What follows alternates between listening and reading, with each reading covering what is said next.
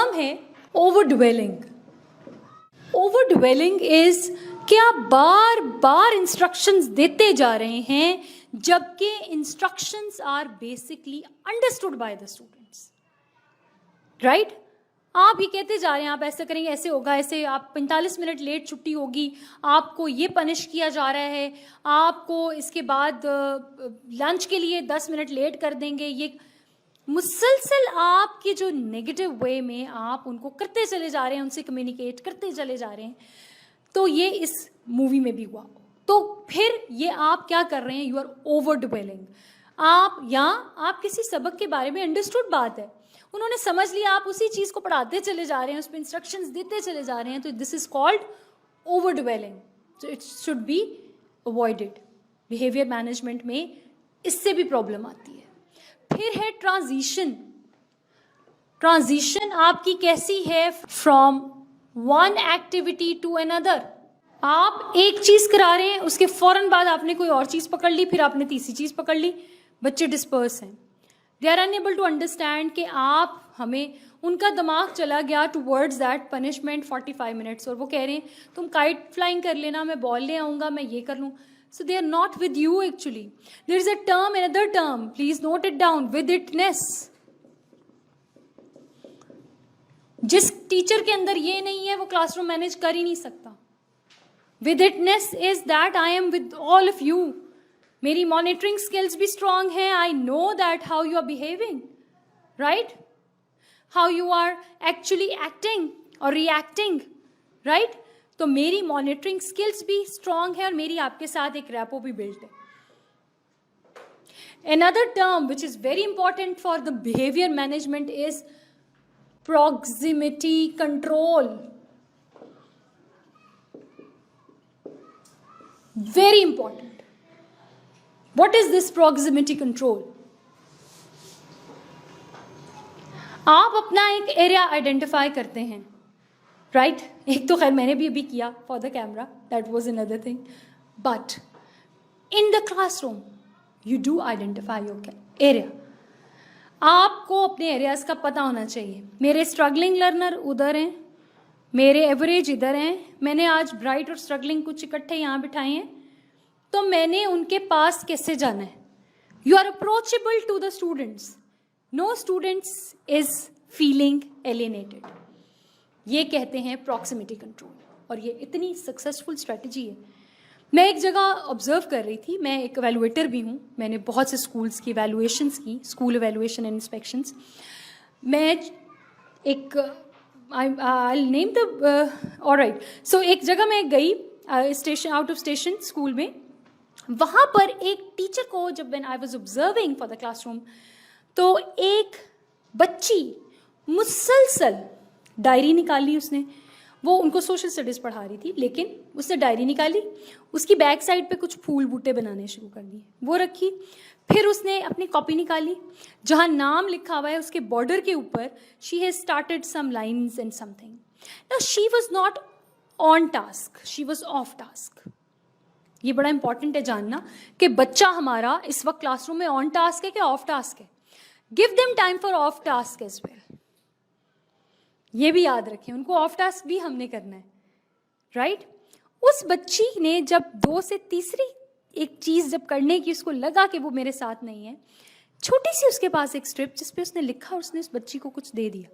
मुझे भी नहीं पता, बीइंग ऑब्जर्वर, कि ये क्या आपस में रेपो बिल्ड थी कि बच्ची was highly alert towards the teacher, listening to her, communicating, asking question.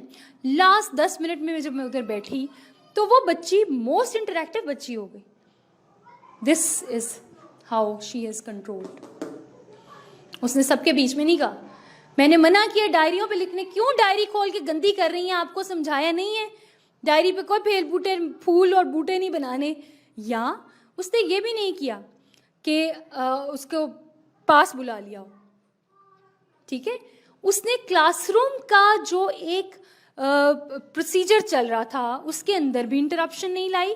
और ये ग्रेड आई थिंक 3 की बच्ची थी, बहुत जूनियर लेवल की बच्ची थी, जिसने वो लिखा हुआ पढ़ा और समझा, जिसके ऊपर उसने सिर्फ ये लिखा हुआ था, do not scribble, it's time. To listen to teacher.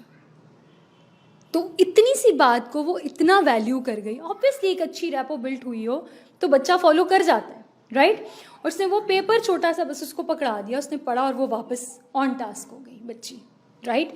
Now the thing is that these are the strategies जिससे आप बिहेवियर को बेहतर कर सकते हैं।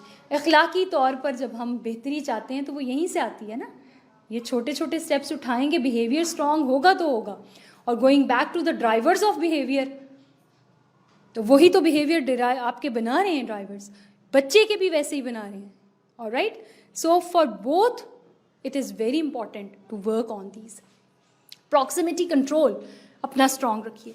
इसमें एक टीचर ने बड़ा अच्छा एक किया हुआ था, red zone, yellow zone, green zone area.